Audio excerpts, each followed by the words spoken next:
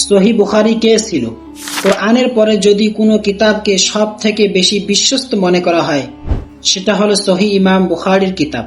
মাত্র 10 বৎসর বয়সে তিনি হাজারেরও বেশি হাদিস মুখস্থ করেছিল। তিনি 16 বৎসর পর্যন্ত মক্কা, মদিনা, বাগদাদ এবং মিশরের কোনায় কোনায় ঘুরে বেড়াত, যাতে করে তিনি ওই সমস্ত মানুষের সাথে দেখা করতে পারে যারা আল্লাহর রসুলের কোনো কথা শুনে থাকে।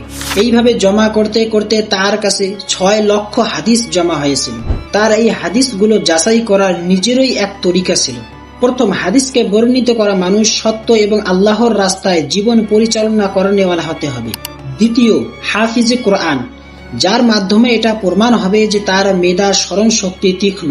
তৃতীয়, এটা সব থেকে বেশি ইম্পর্টেন্ট, ইসলামিক পরিভাষায় যাকে সনদ বলা হয়, অর্থাৎ হাদিস বর্ণনাকারী ব্যক্তিকে জিজ্ঞাসা করা হবে তিনি এই হাদিস কার কাছ থেকে শুনেছেন, এবং ইমাম বুখারী নিজেই সেই ব্যক্তির সঙ্গে দেখা করত।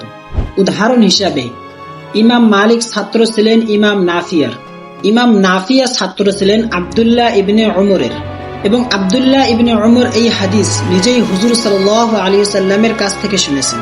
তো ইমাম বুখারী ইমাম মালিকের কাছ থেকে যদি কোনো হাদিস নিত, তাকে জিজ্ঞাসা করা হতো তিনি এই হাদিস কার কাছে শুনেছেন। যখন তিনি তার উস্তাদের নাম নিত, তখন ইমাম বুখারী তার উস্তাদ ইমাম নাফিয়ার সঙ্গে দেখা করত এবং আগে তালাশ করত সে এই হাদিস কার কাছে শুনেছেন, এবং হাদিস বর্ণনাকারী ব্যক্তির এটা প্রমাণ দেওয়া লাগতো সে যার কাছে এই হাদিসটি শুনেছেন তার সঙ্গে দেখাও করেছেন। এটা কোনো শোনাশুনি কথা না। প্রতিটি হাদিস লেখার আগে তিনি ওযু করতেন এবং 2 রাকাত ইস্তেখারার নামাজ আদায় করতেন, যাতে করে তার দিলের মধ্যে ইয়াকিন চলে আসে সে যা লিখতেছে এটাই সত্য এবং এটাই সহিহ।